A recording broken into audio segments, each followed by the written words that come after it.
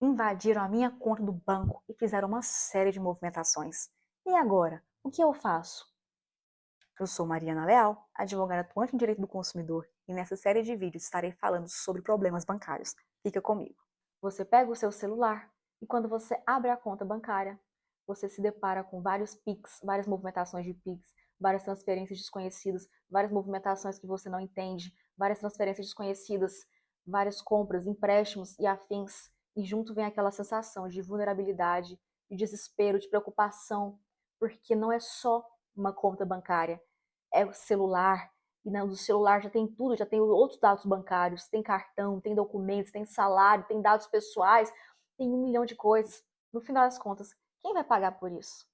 Bom, infelizmente, à medida que a tecnologia evolui, as fraudes também evoluem. Muitas pessoas, ao falarem que as suas contas foram invadidas, costumam dizer: minha conta foi hackeada. Mas isso vai muito além de um mero hacker. Existem várias formas de você ter a sua conta invadida. Por exemplo, roubo de senha, clonagem de aparelho telefônico, vazamento de dados. O malware. O malware ocorre quando de fato um hacker instala um software que pega seus dados. Ou então o phishing, acompanhado da engenharia social. O que é isso? É quando ligam para você ou mandam links para você clicar, falando que você vai ganhar tal dinheiro, ou então pedindo seus dados bancários, algumas informações pessoais fingindo ser alguma entidade oficial, algum sistema oficial, e aí você cai nessa e acaba mandando seus dados. Enfim, de qualquer forma, antes de o hacker invadir a sua conta, ele vai invadir as suas emoções. E essas técnicas emocionais de indução a repassar esses dados pessoais, elas estão ficando cada dia mais sofisticadas e é preciso tomar cuidado. Nós estamos em uma época em que quase tudo é resolvido através do digital. Então nem precisa sair de casa. Então é tudo muito prático. Só que à medida que aumentou-se a praticidade das coisas, também tem que aumentar a segurança, porque o número de casos em que dados são vazados cresce diariamente, tanto que foi criada a Lei Geral de Proteção de Dados por conta desses casos. Mas o que eu quero dizer é que as técnicas estão cada vez mais profissionalizadas e nós temos que ter cuidado. Links estratégicos em que eles colocam falando, clique nesse link que você dá R$2, tantos reais, coloque seus dados aqui e você recebe de volta tantos reais. Ou então, clonagem telefônica e clonagem de aplicativos. Sites, eles conseguem falsificar páginas oficiais de sites. Ou então, o chamado spoofing telefônico, que ocorre quando eles ligam para você de um número, mas para você chega como se fosse outro número. E muitas vezes eles conseguem fazer esse outro número ser idêntico ao número da central bancária do seu banco. E acaba que você cai nesses golpes. Então, à medida que a praticidade aumentou, também aumenta essa necessidade de uma noção de segurança, segurança cibernética. O que infelizmente não tem acontecido, porque não tem como nós, à medida que estão evoluindo os golpes, não tem como nós acompanharmos. Só se a gente escuta uma história de alguém que caiu, a gente mesmo cai no golpe, porque são tantas novidades, né, digamos assim, no jeito ruim, né, tantas novidades, tantos golpes novos, tantas criminalidades novas, tantas formas de invasão novas, que não tem como a gente se precaver de todas. E a gente não consegue ter todo um manual de sobrevivência cibernética, um manual de segurança. Nós não conseguimos.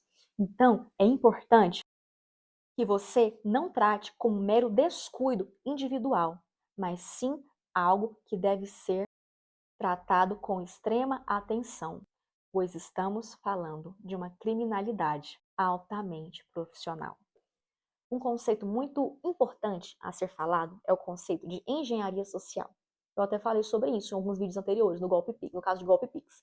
A engenharia social é aquela em que os criminosos, eles manipulam as suas emoções, te conduzindo a passar para eles seus dados pessoais e seus dados bancários. E segundo a psicologia, estão ficando tão profissionalizados que antes de fazer golpes, eles estudam linguagem, comportamento, persuasão e reação emocional.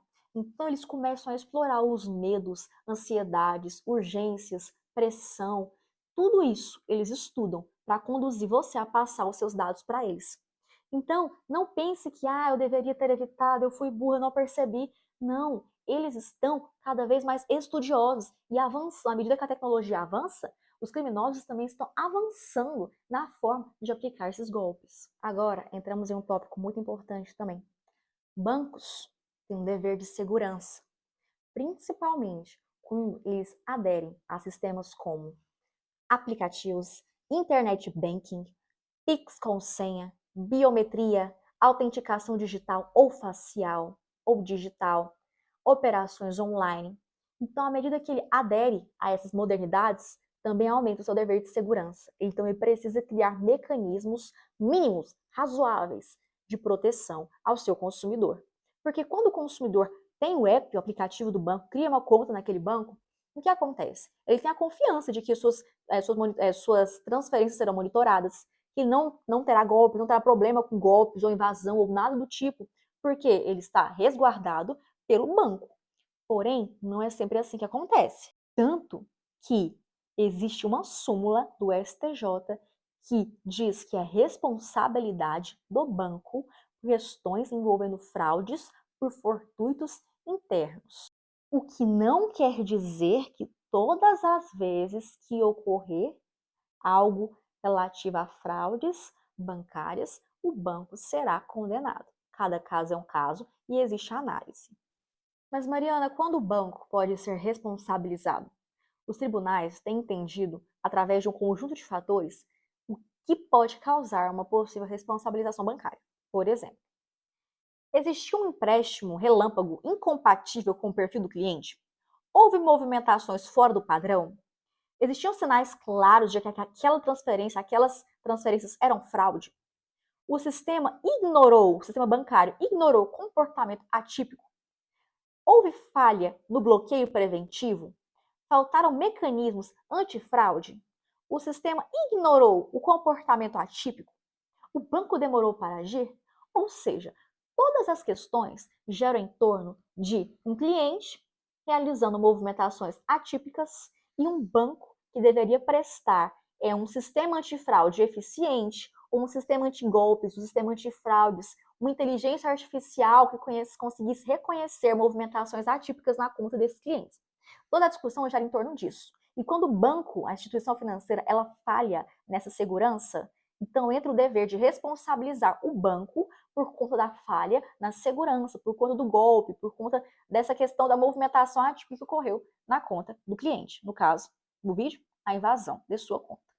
Mas, Mariana, uma dúvida que acontece muito, inclusive, na maioria das situações são assim, quando a vítima participa do golpe, o que acontece? O banco ele é responsabilizado? Cada caso é um caso e depende. Por quê? Essa vítima que participou do golpe, ela foi induzida, teve uma engenharia social, ou seja, uma manipulação, manipularam essa vítima e ela caiu no golpe? Ou ela caiu no golpe através de uma distração, um devaneio, algo assim nesse sentido? Qual foi o contexto? Tudo isso depende. Porque hoje em dia existem inúmeras formas dos golpes serem aplicados e também inúmeras intenções. Links, clonagens, códigos compartilhados, tela compartilhada, ou então aplicativos estranhos que são instalados no telefone que pedem alguns dados que geralmente não se pedem através da instalação de aplicativos. São inúmeras as formas. Tudo vai depender da análise do tribunal, porque o tribunal vai analisar o comportamento do banco, seu sistema antifraude, se era eficiente, se não era, e o comportamento da vítima. Qual foi o nível de participação da vítima? Ela foi induzida? Ou ela achou que estava se beneficiando porque ela recebeu um link falando, invista tantos reais, coloque seus dados aqui, que em troca você vai receber mais tantos reais. Nesse caso, já não teria tanto a ver assim com uma indução a erro, através de um golpe psicológico. Não teria nada a ver. Seria malícia da vítima.